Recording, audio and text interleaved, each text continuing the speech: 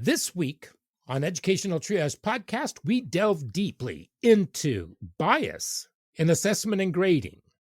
So hold on to your hats and let's go. This is the Educational Triage Podcast. Welcome. We invite you to come along with us on an exploration of interviews, issues, and other exciting and relevant topics in education, especially alternative education. They say alternative education is a laboratory for mainstream education. Why? Well, join us every week and listen in as Philip Summers Aloha. and I, Tony Hunt, jump in feet first to discuss issues that may affect our classes, students, communities, as well as our teaching. Please subscribe if you enjoy and find relevance in what you experience here. And if you haven't left a quick review, please do. We appreciate your candor and insights so we can improve as we move forward. Now, let's see what's on board today. Hey everybody, welcome back to the Educational Triage Podcast. This is Tony Hunt, and I am here, of course, with my faithful partner, Mr. Philip Summers. Hello, Aloha, Philip. How are Tony. you doing? I'm doing good. How about you? I am well, thank you. I'm a little crusty, weather-wise, but I'll survive it. You've been sick. I have been, and I haven't even been working around kids, so I don't know what that's about. Because they had a lot of days where there wasn't school weather-wise, and so, of course, I may have just picked it up just before the fun happened. Gone It home, could be. kind of stewed a little bit. Did you go into the? And I got sick. Did you actually go into stores or anything like that? Nah, generally speaking, I stayed away from people. I didn't go out very much, and some of it was just complete iced over, couldn't go anywhere stuff. So, yeah, that happens. Indeed, it does. Hey, this week we're going to look at bias. Yeah, we are. In assessment and grading, and I remember I was thinking about this earlier today, and I remembered many years ago, long before I knew you, I was in I guess it was kind of like a departmental party for the high school that I was working in, and one of the teachers said, "I don't judge people. I don't judge. I take everything and everybody as they come to me." And I said, "Well, that's not an honest statement." And they were very angry with me, and because they took great umbrage, and they said, "Excuse me." And I said, "No, you judge everybody. We all judge. We may not judge negatively, or we try not to judge negatively, but we do automatically judge because we do an assessment on every single person, on everything, on every situation that we see. And we formulate an opinion based on the appearances or the impressions that are made on us." And they were furious with me. And they said, "No, I don't. And how dare you?" And I said, "Well," and they said, "You're just," and I said, "You just judged me." You are a... So, well, let me put this that way too. There's a difference between that kind of judgment and prejudgment, whereas prejudge. If you see somebody that's over 6'2", let's say they're very demonstrative, over 6'5". These are tall people, and you have an association of certain things with people who are tall. You will see that tall person, and you will instantly assign those attributes to them. My favorite is anybody who's tall always gets asked, "Do you play basketball?" It's so true. Ask anybody you know who's kind of athletic, looking over like 6'4", 6'5". That question always comes up. "Do you play basketball?" That's prejudice, prejudging based upon the initial appearance, and then sorting that person into that group and then approaching them rather than approaching a person as a person and then judging them. Perhaps that's different, but we shouldn't judge anyway, because who the heck what do we know about that? But we do it. We We already do do. it. Yeah. I mean, Sometimes we do it to the extreme. it's Yeah. built into our neural networks. Hmm. It is in a lot of ways. For our survival, we must define the other. Well, you need to be able to define whether or not somebody is an enemy or an Or a ally or a friend or an friend. enemy. Yeah, yeah, it's true. Yeah. You need to be able to figure out, and so it doesn't mean that you're pigeonholing them. I Mm-hmm. was reading some studies the other day, and what they said was that people who tend to pigeonhole other people, Mm-hmm. and so they look at them and they say, well, that person is this and that person is that.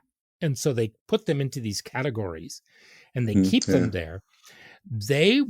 They're still stuck at the thinking level of an 8 to 10-year-old, which really kind That of blew makes my sense. mind That makes because they're sense. not Yeah. able to think any more critically. And so those are the ones I think that um, are the worst judges in a Yeah. sense. And it's important to note that they're not really 8-year-olds. They're just adults who choose to use the tools and means of an 8-year-old. Right, because the critical values, the critical thinking that needs Yeah. to happen just isn't there.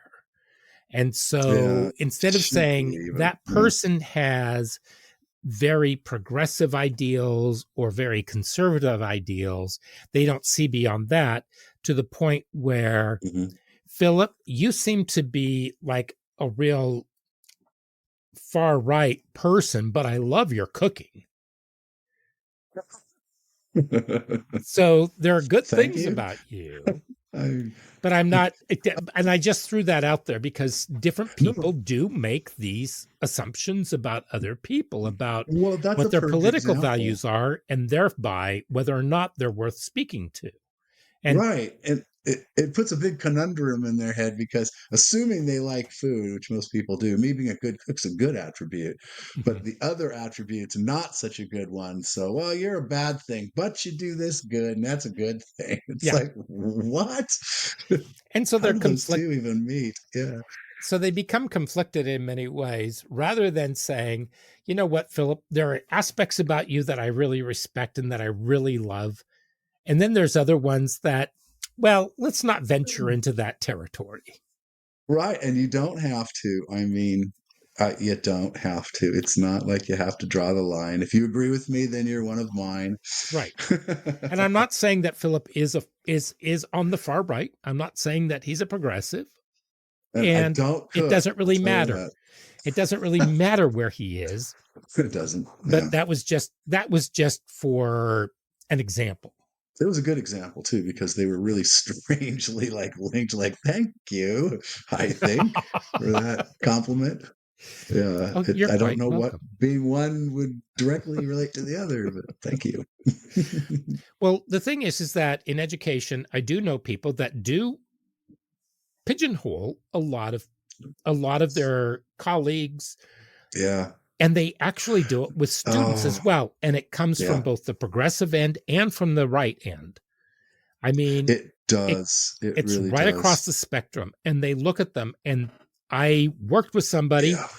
who said, well, this person is this, so they must believe this. And if that person didn't, Hmm. Hmm. then that just blew their Yeah. mind. And so they became very, very wary of that person. And that person Right. wasn't the right kind of person for them to You talk know, about. there's a certain example that I can think of. It's a strange example. There was a Mhm. film out ages ago. It was called "Get on the Bus" by Spike Lee. It's about a group of men from incredibly varied backgrounds going to the Million Man March in Washington D.C. And the Mhm. march was never shown, just this trip. And one guy was a gay black Republican, and this other guy just couldn't wrap his head around it. He just what? It just to him, it did not, he couldn't, how can you be Republican, gay, and black? And the guy, he did not defend himself, but spoke his truth, and he went, well, I'll be danged, you know. But that's the kind of thing that would screw some pigeonholes up big time. You know, Oh, you wouldn't think completely. that to be typical. Yeah, and they don't like to have that sort of, it's not a prism, it's more of a jar that they, it's like a jar that they put the people in because that way they Right. can collect them. Yeah. But they They don't were all like going to that crack in Washington. the jar. Right. They were all together as black men going to the Million Man March, first and foremost. But then Hmm. when they started speaking with each other, it's like all these. Spike Lee had a way of doing that. Nobody gets out of his films without appearing human. There is no uber clean hero. Everybody's got something on somebody else. And that's America Yeah. today. Yeah. Oh, Speaking of which, we were talking about that. It creeps into our testing like nobody's business, too. oh, completely. And so what Yeah. I wanted to look at was, um, let's take a look at the different kinds of bias that there may Yeah. be. And so um, And I went specifically when it digging. comes to testing, yeah. I went digging and I came up with some different forms. So cultural bias Yeah. would be the first one, and this would be in the assessment. Mm. And cultural references or language that wouldn't be familiar to certain groups of students. And Right. so it would Right. disadvantage those people. There's a So, famous example of that, the old SAT one where runner is to marathon, and then they're given the choices. And the correct answer is oarsman is to regatta. And that's always a famous example. It's so true. It's like, what? What? Who's into rowing? That's definitely a cultural thing. mhm. And then we have socioeconomic bias. Kind of the same thing. And that would mean that there's the assumption of a certain level of background knowledge or resources that students from lower socioeconomic backgrounds may not have about those who have Hmm. more money, or Right. even those who do have money and may not know anything about those from a lower socioeconomic background, but just the differences. So, for example, and some of you may know and some of you may not know, but if I said, um, if you don't take care of this, I may have to call your mom and she may speak to you with her chanclas. Hmm. Now, that would be a cultural kind of thing, Yeah, it would be. but it could also be a socioeconomic kind of. It, yeah, the one about the oarsman and the regatta is Right. It definitely, would be the same kind of thing. yeah. There's not a lot of rowing in the urban cities. There's Hmm. just not that much going on. And certainly not horses either. Not a lot of stables in certain neighborhoods. That's true. Yeah, Um, that's a very acquired taste. It takes a lot of money to have a horse in a stable. Yeah. so let's take a look at language bias or the linguistic Yeah. bias. Yeah. So, do the students have a familiarity with the language that they are about to be assessed in? And Right. what have you made any kind of adjustments or adaptations for those students who may? And we'll get into that.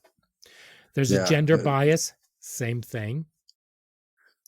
Yeah. Um, Some stereotype. surprising results on that too. Oh yeah, The and gender bias. stereotype bias.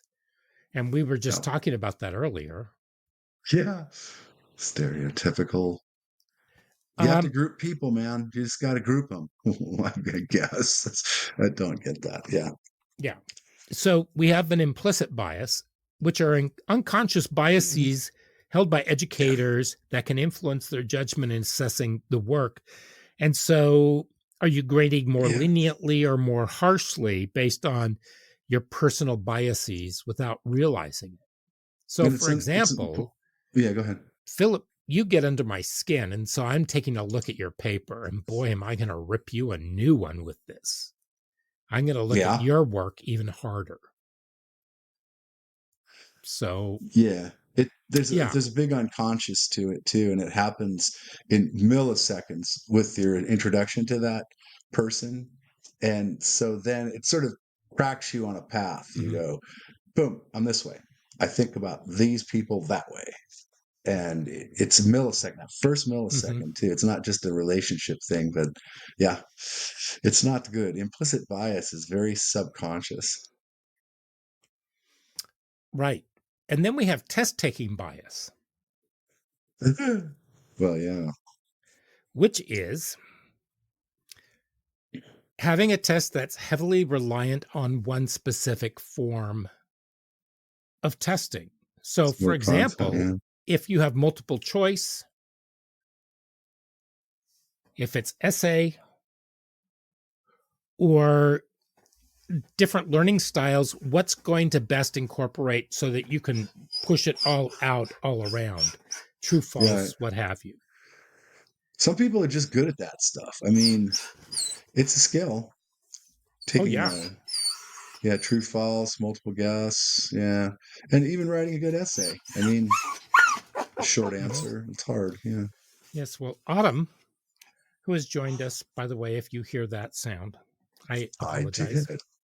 Oh, it's okay. She's our mascot. Yeah. Well, she's decided that she needs to be a part of the conversation, I guess. Um, Hmm. access bias. Yeah. So, are you assuming that everybody has the same access to the resources necessary for the testing and for the materials that allow them to take the test? So, do you have, so if I'm going to test you on something, or let's say that we're going to test a group of students, do all of Mhm. them have access to the materials that were necessary for them to Right. explore? Internet, for example. Yeah. Did they have the internet, or up to and including personal tutoring Hmm. on how to take the darn SAT and ACTs? Right. Oh, and let us not forget the great scandal in Hollywood and wherever else, where everyone was bribing school officials to let other people take their SATs and stuff. There. I mean, now that's an access thing that is completely unheard of. I mean, I'm so glad people stood up and went, okay, that's deplorable and it's illegal and we Yeah. won't tolerate it because it's just over the top. I It mean, is. the classes are bad enough. I've known kids who had to take those SAT prep courses and they're like, they hated it, but they did it because mommy and daddy wanted them to go to a good Hmm. university. And which reminds us, there are other ways of assessing for admissions into universities, and they're becoming more prominent. But yeah, and the ACTs being, or the Yeah. SATs being sued right now for being biased. Really. Yeah, yeah. I was But reading in hasn't, Forbes. Here's a plug isn't that for a you. discussion that's been happening over the past 2, 3 decades, Yeah, it's been if not discussed a more? lot, and there's a lawsuit now, an active lawsuit. Yeah, Wow. I I was just it's like yeah, it's crazy. Lawsuits against ACT are biased. There's claims against them. As recently as hey, let's talk this. It's like yeah, it's a current article. So Wow. yeah, Well, there interesting. we Yeah, are. There we stereotypes of are. racial groups. Yeah. And see, for me, we didn't have SAT prep classes back in my day. Yeah, And I know you're going to say, yeah, because we had to carve letters into our tabulas of wax. pretty much. Yeah, my fountain pen ran out of ink. My quill ran out of Your ink so quill. often. Well, think about it though. We did not have computers, kids. It's true. Tony and I and many others our age, coincidentally, I guess, did not have computers. They did not exist. Calculators, personal calculators were just coming No. out. Yeah, and they were like $150 and they did four functions: add, subtract, multiply, and divide. Yeah. Yeah. And It so was like, everybody used their slide wow. rules. Oh, and I never did learn how to use the slide rule, but apparently the astronauts, when they went to the moon, were using them constantly for calculation. So Believe it it or can not, be but done. I was given some from a professor at the local university, and I shared them with some of the students who loved them, and they became quite proficient with them, and they thought they were Right. just awesome And they because had a little they could case. just it was a novelty, but it was also really incredible just watching them explore and learn from them. And they went much Uh, further than I was ever able to. So, um, also, let's talk about construct bias. yes. Yeah. And so, is the assessment truly measuring the set, clear objectives that are put out there? Absolutely. I mean, is the content on the test applicable to the content you were taught? We Right. all know And that when that hateful, that terrible feeling. Yeah. do they align with the curriculum? Or do they favor different kinds of backgrounds? So that Yeah. many of these are going to bleed into other ones that we've already talked about. Yeah. So let's look at content bias, and that would be whether or not things are culturally insensitive or unfair. The method bias. So, and that's another term for the construct bias, or the what was the one where the type of test that it was. Yeah. So for the test bias, and then we have the item bias. So are there items in there that are going to be unfair or ambiguous? So I remember the best example I have of this was a psychology class that I took, and it was multiple choice, and all four choices on all the questions were so close. And so there Hmm. was one word in there that would be the pivot word, and you had to get the exact right item. And so it was very, very tricky What was it testing for?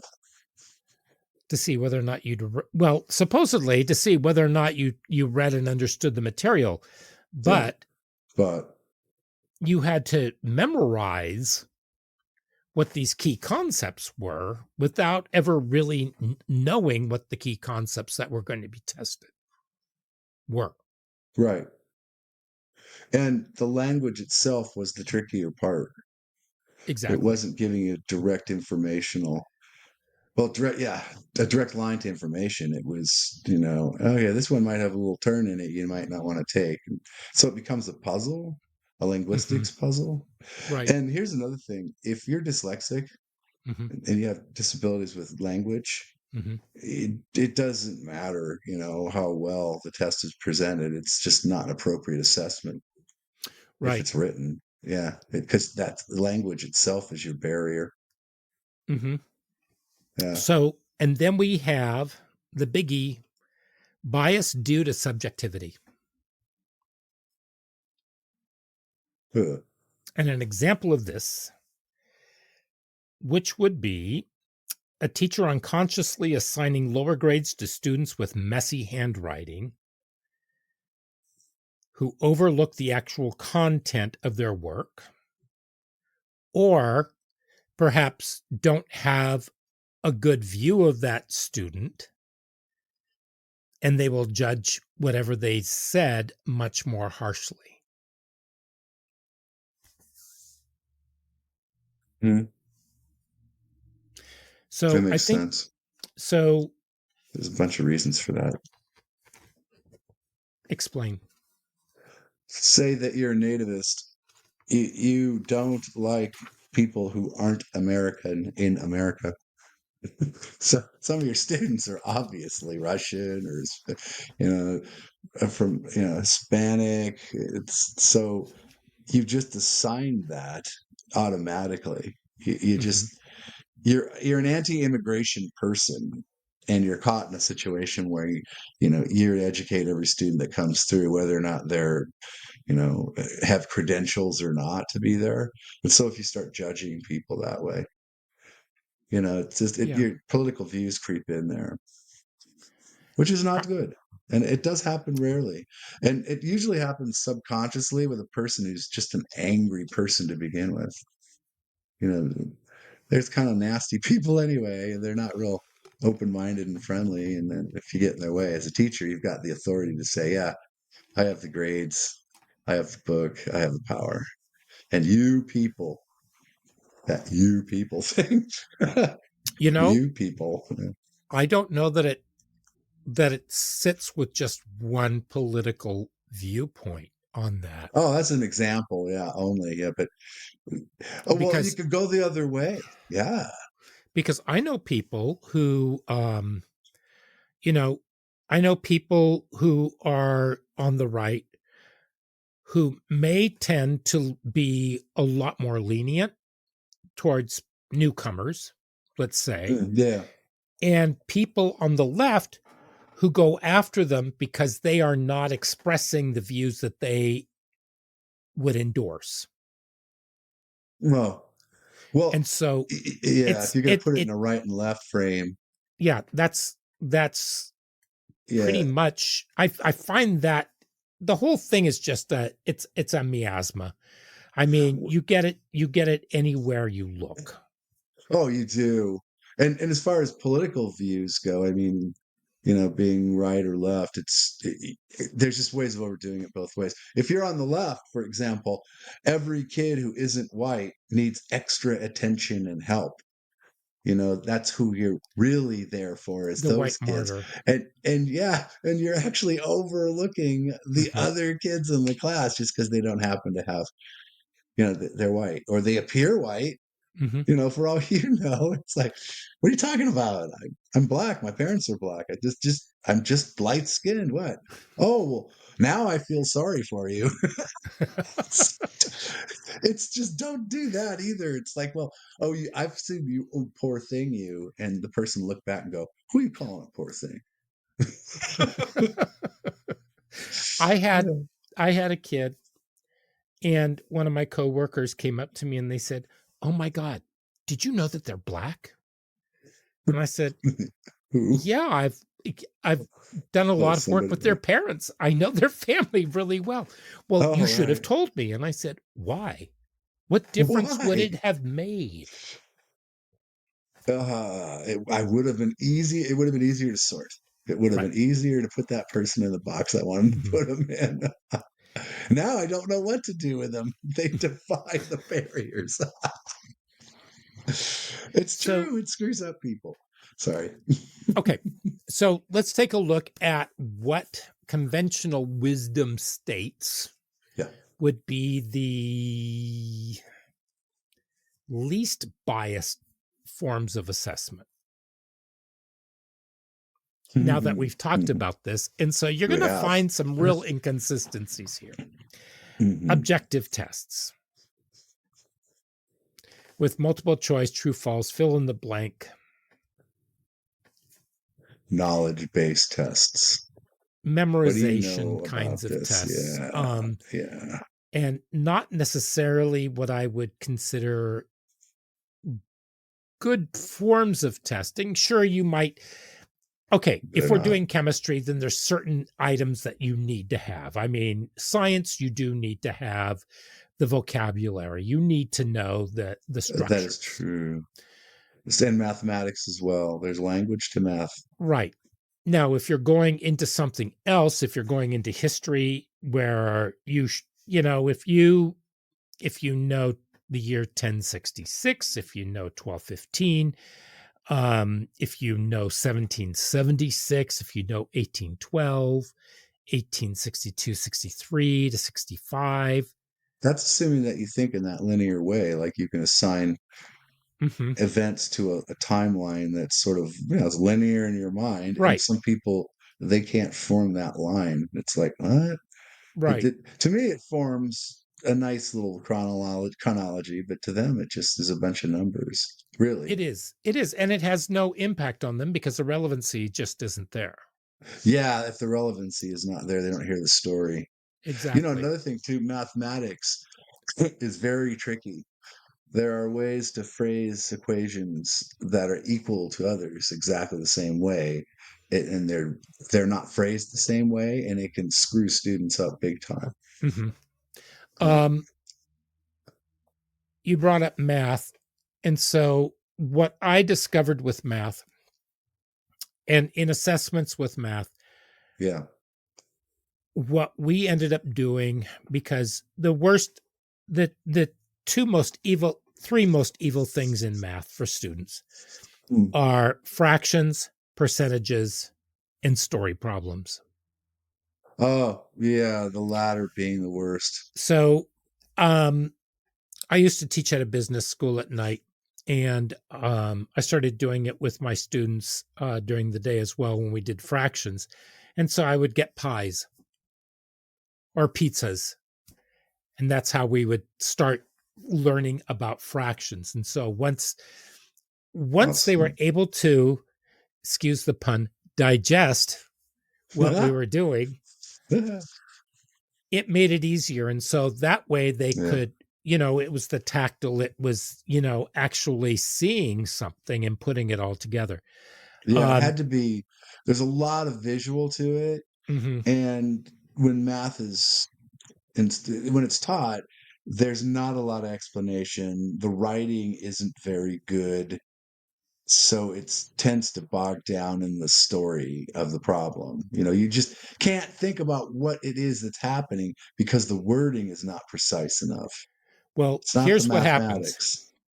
Yeah, Here's what we did. We broke down story problems, and I told the kids, I said, okay, read the story problem, and I want you to write out what is the question. What are they right. asking? And they said, well, they want to know, and they repeat the whole thing. And it's like, no, what is it that they are looking for? For example, John gave Yeah, Mary 7 apples.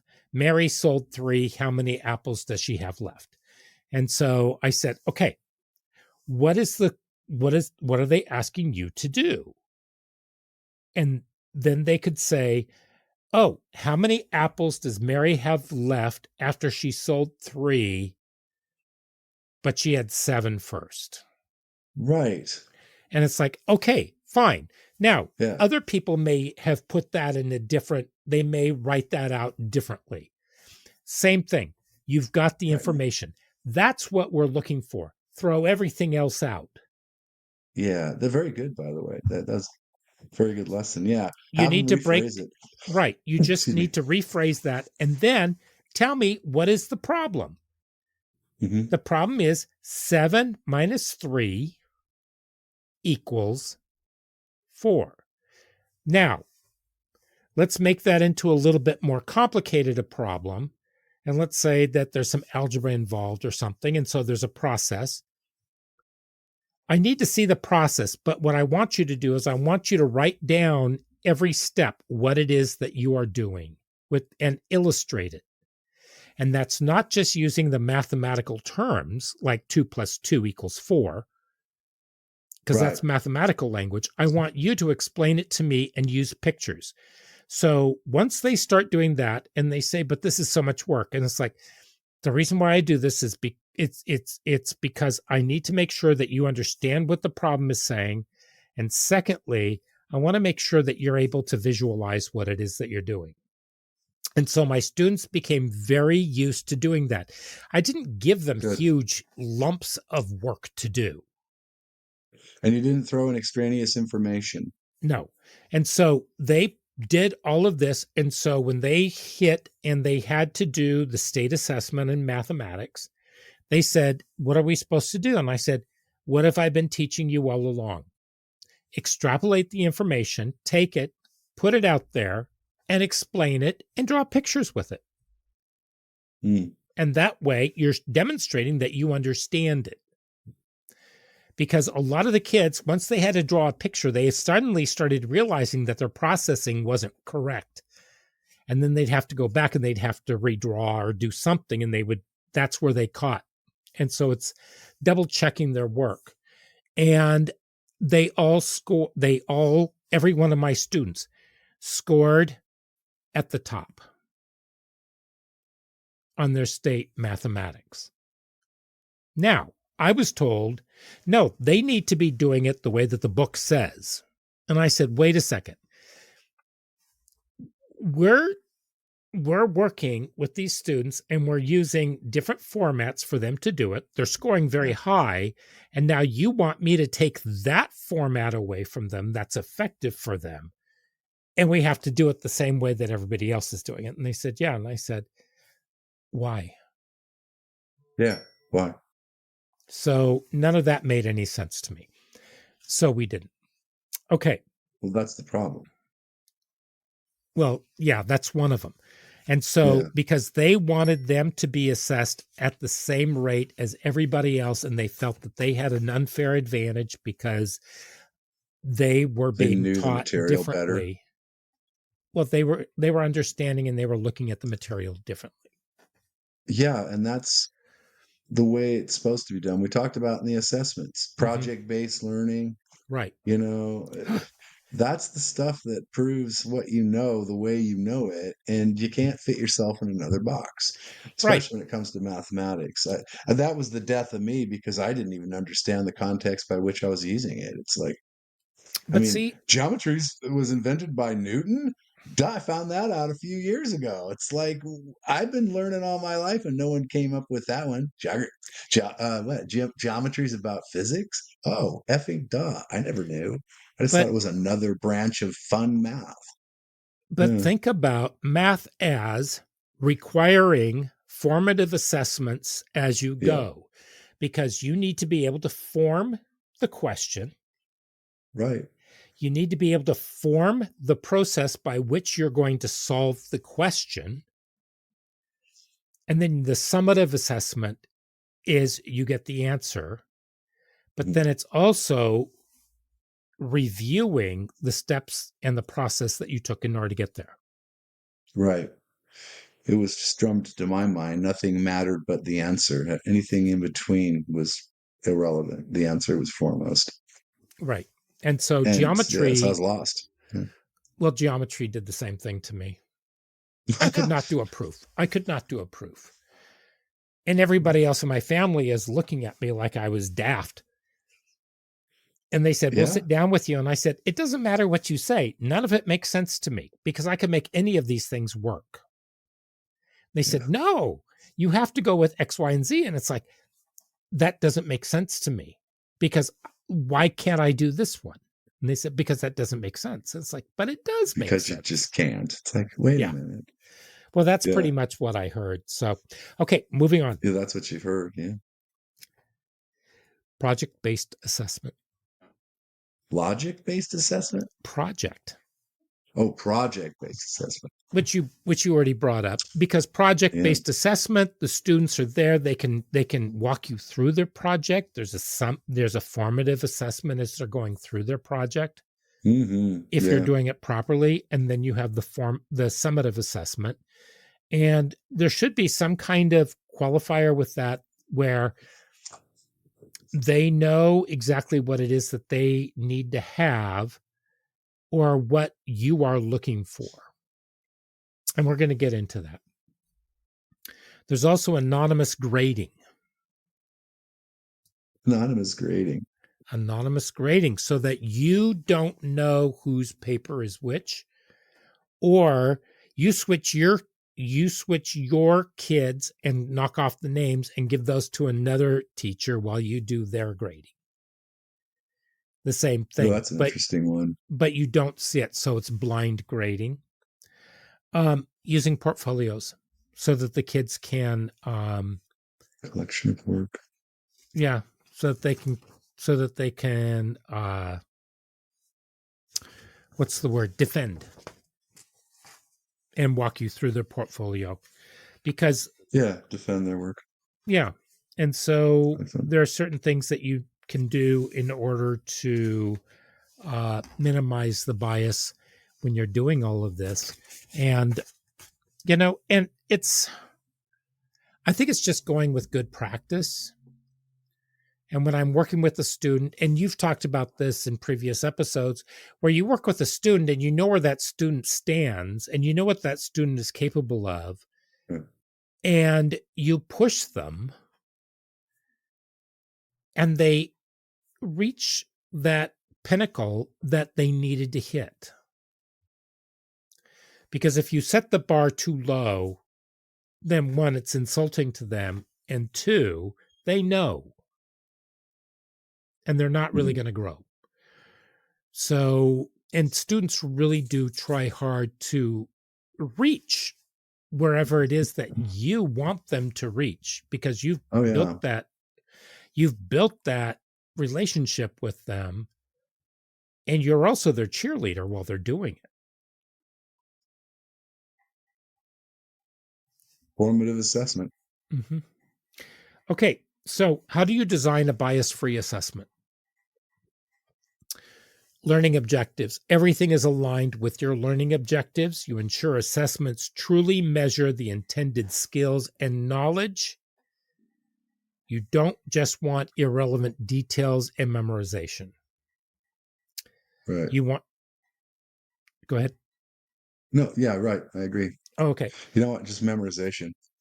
Diversify content and examples. So you want to have examples, materials, and perspectives from various cultures, backgrounds, and experiences, so that everything is kind of immersed and put in there. Use multiple assessment formats. But if I'm testing you on let's say, The Pearl by John Steinbeck, I don't care that you know that it takes place in La Paz. I don't care that you know all the names of everybody. You should know Kino and Juana and Coyotito, who's the baby.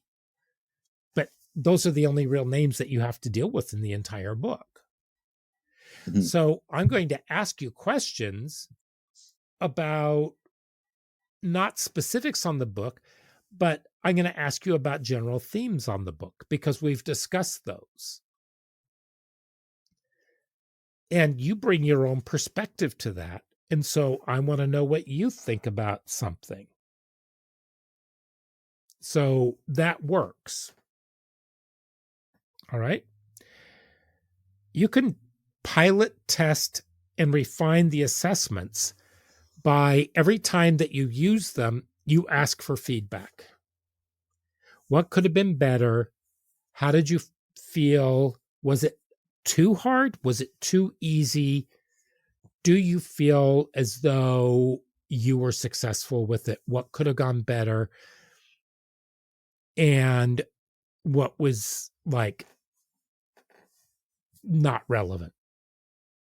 Because if you're not opening the lines of communication with the students, then you're failing them, I think.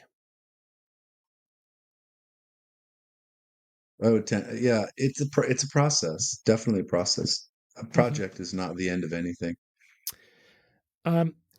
Mitigate your writer bias.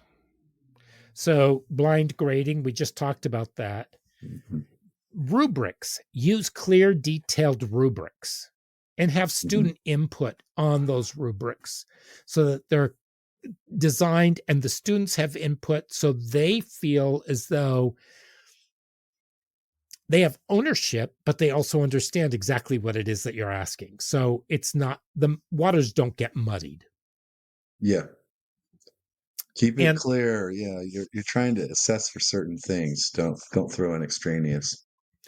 Exactly. You also want rater training. So that means that if you're really going to go for unconscious bias, or you want to promote consistent evaluation practices, that you have somebody there who can come in and if you have a question, you can call them. Maybe they're in your district, maybe it's your instructional coach, but maybe somebody is there and you can say, okay, explain this to me.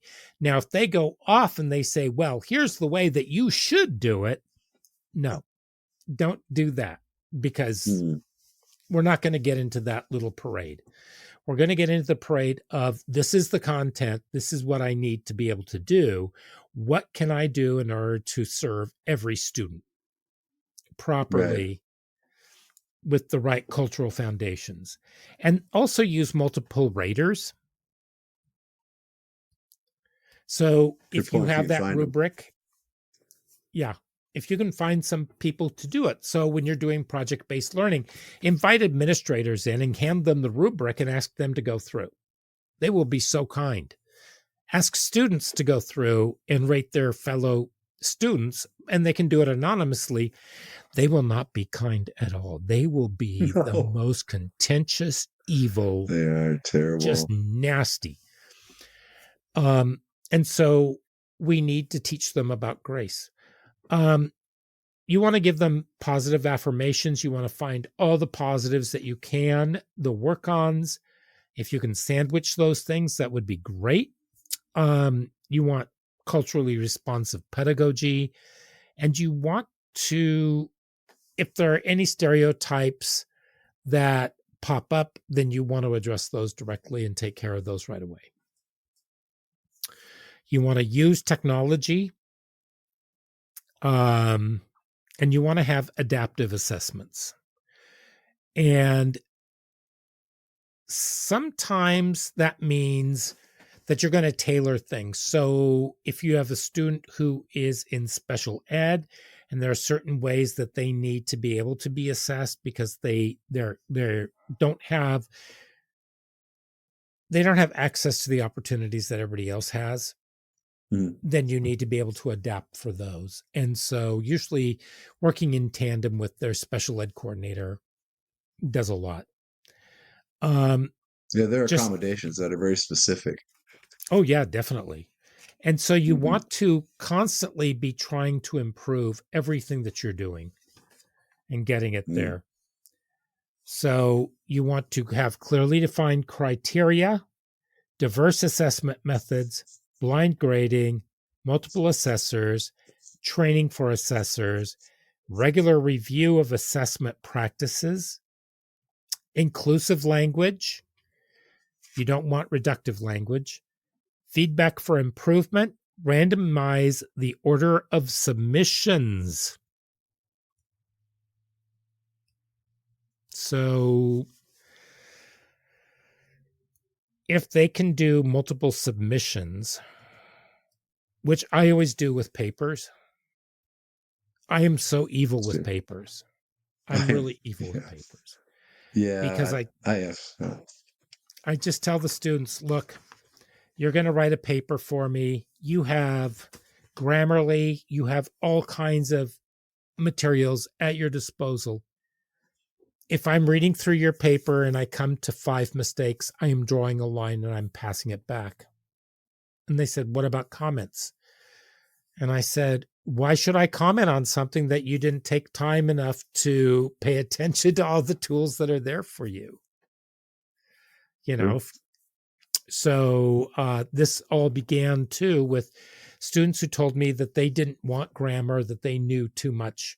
And so we weren't going to do grammar because they said they already knew it all. So this was an evil way of explaining to them that they really didn't. Said they knew grammar? Yeah. Ugh. Yeah. So good luck with that. They were juggling 6 papers at one time. And well, they came back to me after they'd gone to college and they said that was the best. They had never had a harder class in high school where they had to learn so much so fast, and it really made them think every time that they wrote a paper from then on. And it helped them. It helped them in college. So I was pleased, and they were too, because they really did a really good job. But they would just submit their papers. And I told them, I said, you better have your heading on your paper because I'll just decide which paper it is for you. And they had to clip on the ones that were before it as well. So, oh yeah, always the working drafts. It was, by the time they turned in that last paper, they had like this much paper they were working yeah, with, 1 inch. So yeah, might as well have had a binder for each one. Right. Consider the contextual factors, which is socioeconomic, cultural, language, personal circumstances, Do and they have internet? yeah, that would be personal We circumstances. sure we learned that during the pandemics. Oh, we'll We just go to certainly online did. learning. It's like, I don't have internet.